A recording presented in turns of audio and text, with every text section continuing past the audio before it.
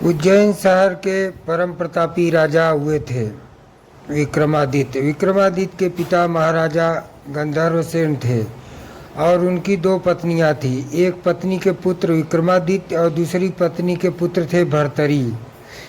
गंधर्वसेन के बाद उज्जैन का राजपाट भर्तरी को प्राप्त हुआ, क्योंकि भर्तरी विक्रमादित्य से बड़े थे।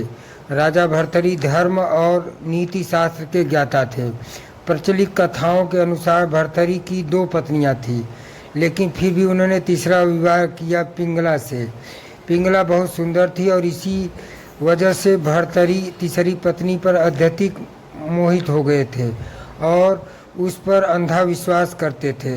राजा पत्नी मोह में अपने कर्तव्यों को भी भूल गए थे। पत्नी पर सब कुछ लुटा दिया था, सब कुछ त्याग दिया था। रानी पिंगला उन्हें प्राणों से प्रिय थी।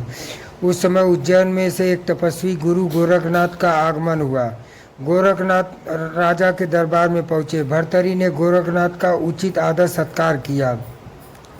इससे तपस्वी गुरु अति प्रसन्न हुए। प्रसन्न होकर गोरखनाथ ने राजा के फल दिया और कहा कि यह खाने से वह सदैव जवान बने रहेंगे, कभी बुढ़ापा नहीं आएगा, सदैव सुंदरता बनी रहेगी।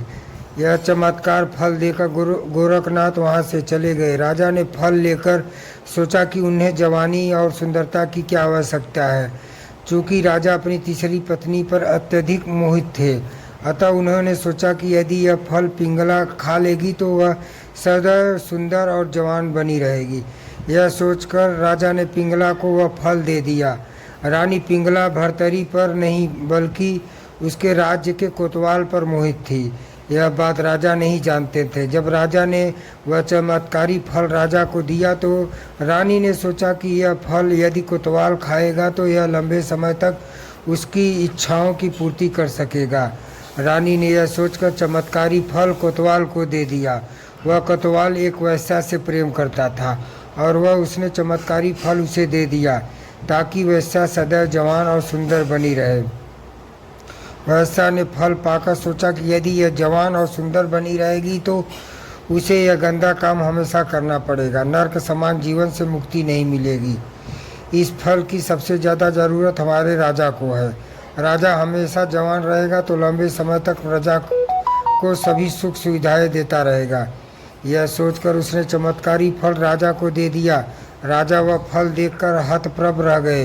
राजा ने वेश्या से पूछा कि यह फल उसे कहाँ से प्राप्त हुआ। वेश्या ने बताया कि यह फल उसे कोतवाल ने दिया है। भर्तरी ने तुरंत कोतवाल को बुलवा लिया। सख्ती से पूछने पर कोतवाल ने बताया कि यह फल उसे रानी पिंगला ने दिया है। जब भर्तरी की पूरी सच्चाई मालूम हुई तो वह समझ गया कि पिंगला उसे धोखा दे रही है। पत्नी के धोखे से भर्तरी के मन में वैराग्य जाग गया और वे अपना संपूर्ण राज्य विक्रमादित्य को सौंपकर उज्जैन की एक गुफा में आ गए। इसी गुफा में भर्तरी ने 12 वर्षों तक तपस्या की थी। राजा भर्तरी की कठोर तपस्या से देवराज इंद्र भयभीत हो गए। इंद्र ने सोचा कि यह भर्तरी वरदान पाकर स्वर्ग पर आक्रमण करेंगे। यह सोचकर इंद्र ने भर्तरी पर एक विशाल पत्थर गिरा दिया। तपस्या में बैठे भर्तरी ने उस पत्थर को एक हाथ से रोक लिया और तपस्या में बैठे रहे। इसी प्रकार कई वर्षों तक तपस्या करने से उस पत्थर पर भर्तरी के पंजे का निशान बन गया।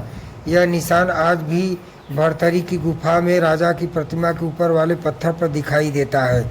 यह पंजे का निशान काफ़ी बड़ा है, जिसे देखकर सहज ही अंदाज़ा लगाया जा सकता है कि राजा भर्तरी की कद काठी कितना विशाल रही होगी। कहानी का मोरल, जिस राजा ने पिंगला के लिए अपनी 2 रानियां को त्याग दिया, अमर फल खुद न खाकर रानी को दिया, वही पिंगला इतना प्यार करने वाले, इतने सुंदर और बलशाली भर्तरी की नहीं हुई और एक तुच्छ कोतवाल की हो गई। इसीलिए कहा जाता है कि नारी की सीरत ब्रह्मा जी भी नहीं समझ पाए, एक साधारण इंसान कैसे समझ सकता है।